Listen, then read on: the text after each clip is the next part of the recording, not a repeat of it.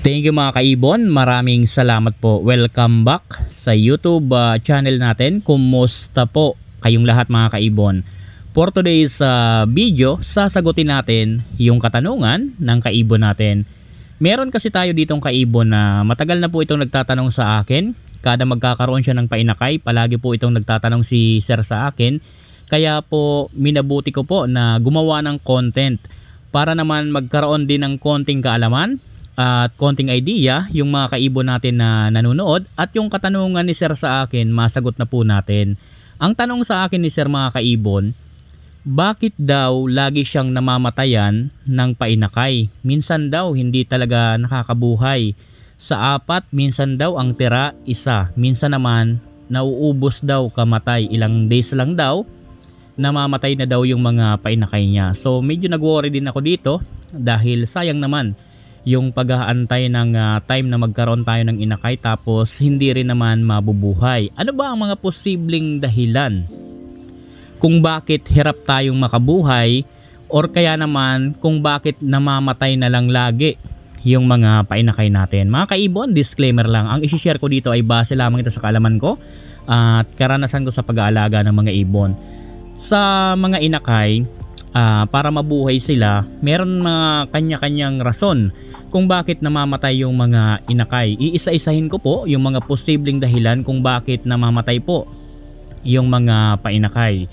Una mga kaibon, kapag meron tayong painakay, lagi natin i-check kung nasusubuan ba or hindi. Kasi kapag hindi nasusubuan yan, talagang mamamatay po talaga yan. Kasi po meron mga breeder na talagang pinipisa lang yung mga itlog, pero kapag yung inakay na, hindi naman sinusubuan. Meron po talagang ganyan.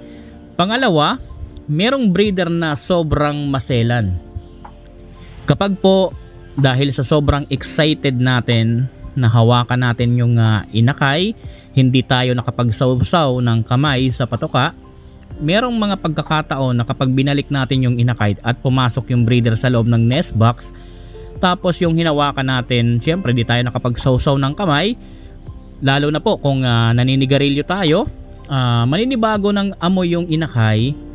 Kapag naamoy ng breeder natin yan, dahil nga medyo masilan, talagang hindi yan susubuan. May mga pagkakataon pa na pinapatay po yan, tinatabunan ng nesting material dahil ang akala nila hindi po yon sa kanila mga kaibon. Kaya po bago tayo humawak doon sa mga inakay, make sure na yung kamay natin na isawsaw natin sa patoka para po kapag humawak tayo ng mga inakay, hindi po maninibago yung amoy.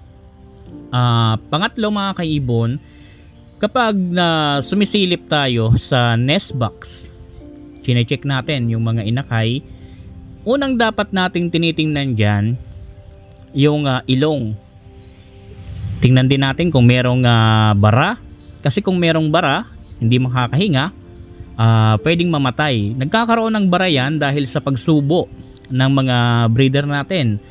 Halimbawa, sinusubuan siya, minsan meron kayong mapapansin sa may part ng ulo na parang medyo merong matigas na pagkain. So baka po napunta sa ilong. Kaya po dapat i-check natin yung ilong, baka po barado. And then kapag na-check natin yung ilong mga kaibon, tingnan din natin yung pinakang puwetan. Minsan kasi gumagamit tayo ng mga nesting material na malunggay, merong kasamang mga dahon. Alam nyo mga kaibon, yung dahon ng malunggay kahit na sobrang lutong yan, dyan sa loob ng nest box ng mga alaga natin, kapag po yan ay naiputan, nabasa, for example nabasa siya, magiging dahon pa rin yun na parang normal. Pansinin nyo yung mga malunggay mga kaibon, basta buo yan, basta nabasa yan, magiging ano pa rin yan, parang dahon pa rin na sariwa. Yan, kapag naiputan kasi yan ng mga alaga natin, medyo mag-wet siya, medyo mababasa ng konti dahil merong tubig yung ipot ng alaga natin. Kapag naiputan yan, may posibilidad na dumikit dyan sa part ng butas ng puweta ng alaga natin na magsasanhi po ng bara kapag natuyo na yon. dahil isa yan sa talagang minsan na nangyayari. Kaya kapag sinilip mo yung ilong, silipin mo rin yung puwetan kung baka merong bara, kasi kapag hindi yan makapagdumi, mamamatay din po yan. So yan po yung mga posibleng dahilan kung bakit namamatayan tayo ng inakay. Ito po ang pinakang panghuli. Itong pinakang panghuli, napaka-importante po nito.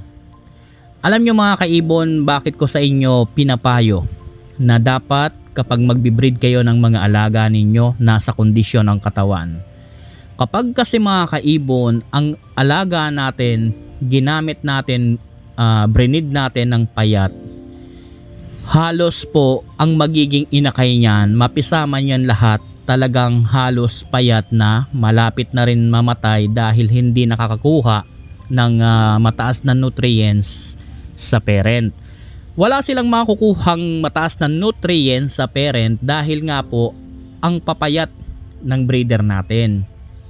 Kaya first day kapag napisa yung itlog, mapapansin po ninyo yung mga sinusubo ng parent dyan, dapat tumagal ng mga 1 linggo na para siyang gatas. Kapag mga 1 linggo tapos ang sinusubo buo-buo na mga seeds, dahil wala naman yung parang gatas kasi yun ang pinakang nutrients ng breeder, talagang tatagal lang yan ng mga 8 days, mamamatay. Kung mapapansin ninyo, ang ibon na inakay, kapag walang nutrients yan, ikumpara po ninyo dyan sa mga ibon ninyo na merong nutrients na nakukuha sa breeder. Tingnan ninyo yung mga merong nutrients. Kapag tiningnan mo pa lang, talagang healthy, makintab talaga yung kulay niya. Pansinin ninyo yung walang mga nutrients na nakukuha, dry. Dry, papayat na ng papayat hanggang sa mamatay. Pero yung merong nutrients na nakukuha, makinang, parang akala mo talagang magandang klase, healthy talaga na makinang siya, na medyo magandang yung pagkaano ng mga balat niya. Hindi kagaya sa walang nutrients na dry. Wala lang talaga akong makita na maibibigay sanang example. Pero kung meron kang painakay ngayon, tingnan mo yung breeder mo na halos payat pareho, tapos tingnan mo yung painakay ng breeder mo na maganda ang katawan, mapapansin mo naman ang pagkaiba dyan. Yung isa talagang madaling sabi na lang, parang makinang yung merong nutrients. Doon sa wala, mapapansin mo talagang parang dry. Doon sa parang dry nang yon, walang nutrients, papayat na yon ng papayat hanggang sa mamatay. Kaya napaka-importante na ginagamit po ang breeder, talagang nasa kondisyon at maganda ang katawan para merong makuhang mataas na nutrients yung mga magiging inakay. Kapag nasa kondisyon ang katawan ng breeder natin, tapos mataas ang nutrients na naibibigay sa alaga natin, ngayon magandang klase na yung inakay niya, tutulungan pa natin para mas mabilis lumaki. Kapag ganyan, magbigay ka ng mataas din na protein. Dahil mataas ang nutrients ng parent, magbibigay tayo ngayon ng pagkain na merong mataas na protein. Tutulungan natin yung breeder para mas lalong lumaki at gumanda yung mga inakay. Kagaya ng binabanggit ko palagi, sunflower seeds and then canary. Sabayan mo ng chick booster or kaya naman integra na 2,000, and then sabayan mo po ng araw-araw na vitamins, and then sabayan mo po ng 4 times a week. Gulay, mas maganda kapag bagong inakay pa lang. Pechay, kapag medyo malalaki na ng konti, mas maganda kung yung dahon ng malunggay dahil napakataas ng vitamins nun na malunggay. Maraming vitamins ang nakukuha doon. So, yun po ang pinakang importante bago gamitin yung breeder. Dapat talagang nasa kondisyon yung katawan. Kasi po kapag maganda ang hubog ng mga katawan ng breeder natin, napakataas po ng nutrients niyan sa katawan. Kaya po kahit gamitin mo yan ng tuloy-tuloy na pagbibreed, basta po nasa kondisyon at magandang katawan, okay lang po yan. Dahil po kayang-kaya po yan ng breeder natin kapag ka po ganyan. So yan po ang mga posibleng rason kung bakit tayo namamatayan ng mga inakay. Kung doon sa mga nauna na binanggit ko ay wala naman doon ang problema, nandito po yan sa pinakang panghuli. Walang nutrients na nakukuha yung mga inakay doon sa parent. Kaya po namamatay. Naranasan ko ang ganyang pagkakataon noon. Okay naman, may subo. Wala namang barailong. Tapos okay naman yung vitamins, okay naman yung binibigay kong patoka. Kaso, yun nga lang, sobrang payat ng mga naging breeder ko. Tapos halimbawa po mga kaibon, susubo yan sa mga inakay nila. Pagkatapos niyan sumubo sa mga inakay nila, halos mapapansin mo pagod na, nakadapo na yung cock. Minsan lalabas din yung hen, nakadapo rin. Yung mga ulo nakatago sa likod. Yung inakay, dapat 1 week. Yung bago mula nang napisa, dapat parang merong gatas na sinusubo. Talagang durog na durog. Na para talaga siyang gatas. Pero napansin ko 4 days pa lang halos nakikita ko na mga white millet na yung nandiyon sa crop nila. So sabi ko talagang mamamatay dahil walang binibigay na nutrients, puro seeds lang yung binigay doon sa mga inakay. Halos di pa nga na dinurog, sinubo na. Sabi ko pag dito natunawan, pwedeng mamatay. Ito pala mga kaibon na kaligtaan natin, yung minsan hindi natutunawan, pero sa mga red eye talagang medyo hirap ang panunaw niyan, kaya tinuro ko na yung tamang patoka dyan.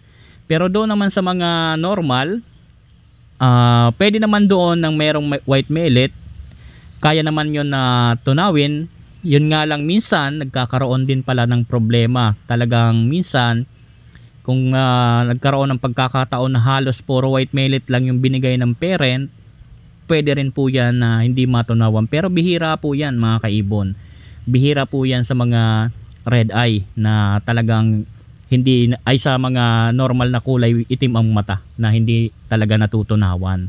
Madalas naman yan natutunawan dahil kumbaga yan talagang pinakang normal na pagkain nila. Pero sa mga red eye talagang hindi po yan po pwede. Tanging ang pagkain lang ng mga red eye, canary plain at sunflower seeds, oat growth. So yan lang po. Pero sa mga kulay itim, talagang natutunawan naman yan. Kaso nga lang kung talagang wala na nutrients, talagang mamamatay dahil papayat ng papayat. Kagaya na sinabi ko, sa merong nutrients talagang mapula, makinang pala, makinang yung balat niyan. Ang ganda tingnan, pero sa wala, dry talaga po yan mga kaibon. So doon sa kaibon natin na nagtanong, sana po nasagot ko ng maayos ang katanungan po. Maraming salamat po. Happy birthday sa ating lahat. God bless po sa ating lahat mga kaibon.